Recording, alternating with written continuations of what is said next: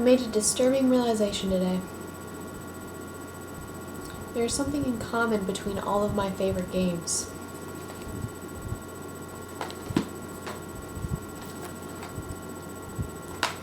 Want to guess what that is? These games allow you to beat up women. That's right. I'm a misogynist. I know this is a little late, seeing as this game came out several months ago. I actually bought this game right when it came out, like I think a couple days or even the day that it did come out. This is the Augmented Edition, so it is the collector's edition. So that's why it's so fancy. It came with this awesome art book and a soundtrack. I was actually at GameStop replacing my copy of Fallout 3 because it had gotten all like cracked, and of course I'm gonna play that game again. So I saw this on the wall and I heard about all the hype. This game that, before this game came out, there was just some awesome trailers out and just a lot of talk about this game, and it really did live up to a lot of its hype. It's set in the future where humans are getting these augments, these like replacing their limbs with robotic ones, like getting robotic eyes and like robotic implants that improve your cognitive abilities. And it's just a really interesting concept. Like the plot alone and the atmosphere alone is enough to make you want to play this game. And that's exactly why I play this game. I saw all the trailers for it. There's a live action trailer for this movie and for this game. Live action trailer for the game. And oh my gosh, it's just such an interesting concept because it's so real, it's so realistic. It could definitely possibly be an issue in the future with the advances in science. As you're playing this game, you will begin to take a stance on this issue. You'll begin to put your own morality into it and how you think, what you think about these augments. And what's great about this is that they don't really try to force any one perspective. Like, they just show you, they don't tell you to think any one thing about everything that's going on. They just show you and they allow you to, the creators of the game allows you to kind of form your own opinion about it. Some of the things I loved about this game were the atmosphere. God, the atmosphere is so unforgettable. It's just enjoyable to walk through and just see everything. It has an ambience about it, because of the soundtrack and the lighting and the feel of everything. It's the whole game is set in nighttime. Like, there's never a bright setting. You're usually in offices, and when you're roaming the streets, it's these like kind of neon lighted streets, and this ambient trance music that just complements the whole feel of it. Another good thing about this game is that the RPG element of this game, it shows most in the combat, which is really interesting.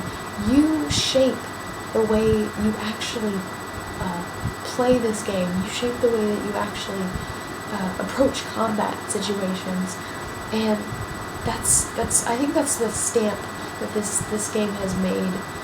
This is why this game is unique, is that you really decide which way you want to play and which way you enjoy playing is the way that you're gonna enjoy playing this game. And so when someone says they love Deus Ex, they have a whole different perspective of how they play Deus Ex and why they enjoy it. I love Deus Ex because I went in, I did a couple of stealth moves, I, kind of felt my way around the room and may have found a couple of hidden passages, but and I may have taken down a couple of guys here and there, but I always end up guns blazing, running into a room of guys and just shooting them down before I die, because your health is pretty low in this game. It's easy to get shot down real quick. And that's why I enjoyed the combat of this game, because I love going in guns blazing and just, experimenting with different guns, experimenting with different mods, and my favorite gun was the minigun, because I am obsessed with miniguns. Miniguns are my favorite, because they just make so much noise, and they just spray bullets, and they're just the most awesome gun ever. They're just awesome. The downside to the augments is that you really only have a very limited amount of proxy points that you can assign to give Adam Jensen augments, and this can be a little bit frustrating. You really do need to save up your proxies for boss fights, just in case you realize you need a different type of proxy for a boss fight. I would recommend that if you haven't played this game yet, always save at least 2 or 3 proxies right before a boss fight, like before you have your save before a boss fight, and then kind of see how the boss fight goes, and if you need another proxy, and then level up after that, because you could end up having to go back and replay, because these boss fights are really tough if you don't prepare for them. Takedown moves, oh my gosh, the takedown moves are sick, because there's not just like 1 or 2, there's several. You can find, there's videos on YouTube of like just several different types of takedown moves. My favorite one is the one where Adam Jensen like stabs a dude through the back with both of his arms and like gives him like a titty twister of death. It's like backwards titty twister but death. It's amazing. The downside of this game is that it just they suggested through the trailers and through all this hype that there was going to be quite a story there, especially with Adam Jensen. It doesn't bother me that much that we don't get to shape who Adam Jensen is, because Adam Jensen is an intriguing character in itself, and there's a lot of potential there, but I think they didn't really reach that potential with this story, and I'm always very critical of stories, because, I'm an English major, and so I have a particular fascination with them, and I'm very critical of things that I read as well. So,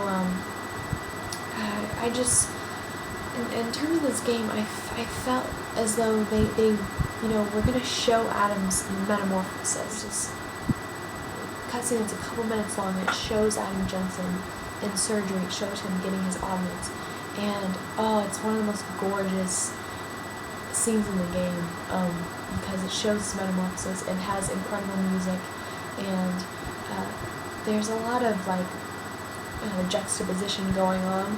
You see him, and then all of a sudden you see a flash of just a memory of him with his girlfriend, and then you see him, in pain on the bed, and you see him like in passion with his girlfriend, see him in pain and surgery, and see him with his girlfriend, and it's a lovely juxtaposition image where just this range of human emotions, because the range of humanity is a big theme of this game. But instead of following through, instead of showing a metamorphosis that Adam Jensen experiences throughout this game, they kind of cut it off there. And we wake up, Adam Jensen wakes up, and he's mostly recovered, and we're going on into the next mission right after his surgery. And I was actually kind of disappointed, because everything that I saw in the trailer, everything I saw in the live action trailer made me think that this was going to be Adam's genesis. There's moments where you get to see where Adam is at in all this, and how it's affected him, because he went through something traumatic. You see these, like, I think there's only two circumstances that I can really point out where you see Adam revealing this trauma and how this shaped him. You see this when you walk into his apartment and you see the cracked mirror on his bathroom wall. And what I love about that is that you don't really, he doesn't explain that, you don't get any type of reaction, but you just know that, he has a problem with his augments, and, or maybe that not that he just had a problem with his augments, but that they affected him, this change affected him. And you also see this when he's in a conversation later on, and he says, you can pick one of these conversation options where he says, when I touch things, I worry that they're not real, the sensations aren't real, because my arms aren't real. It would have been a challenge to show how Adam was feeling throughout all of this, and how it affected him, because he is such a kind of stern character, and he's not one to show his emotions. But that would have been even more interesting to show, instead of him saying it, to show it through the game in little ways, like they showed with the mirror and whatnot. A great example of this is in the show Mad Men. If you've ever seen Mad Men, Don Draper is not one to show his emotions. He thinks that's a weak characteristic, but throughout the whole series that there's something horribly wrong with him, because they show it. They show that he cheats on his wife, and they show that he drinks every 5 minutes, and so that there's something wrong. He doesn't need to say it. I don't think there's something horrendously wrong with Adam Jensen, but I think that they show every once in a while that he is struggling with his humanity, and that could have been a really compelling thing in this game, and it could have complemented it. It's almost 3:30, and I need to go to bed, so I'm just going to wrap this up. Deus Ex is awesome. I wanted them to expand the story, but probably just because I wanted more of the story. But overall, it's just such a good game, and if you haven't played it, you need to play it. And if you have played it, I want to hear what ending you picked. I picked Duro's ending, if that's how you say his name. But yeah, and I also cosplayed as Eliza Cassan my last con, so yeah, I'm a pretty dedicated fan of this game. Here's pictures of my cosplay. Yeah, pretty legit. But yeah, so this coming Thursday, it'll be Friday morning really, I'm gonna get back from watching the midnight premiere of The Dark Knight Rises, so I'm probably gonna come back right from that, and hopefully if I'm still awake, I'll give my thoughts on that, so that'll be the next video that you can expect from me. But if you can, comment and subscribe, and let me know what you thought. Let me hear from you. Yeah, peace out. I'm gonna go to sleep.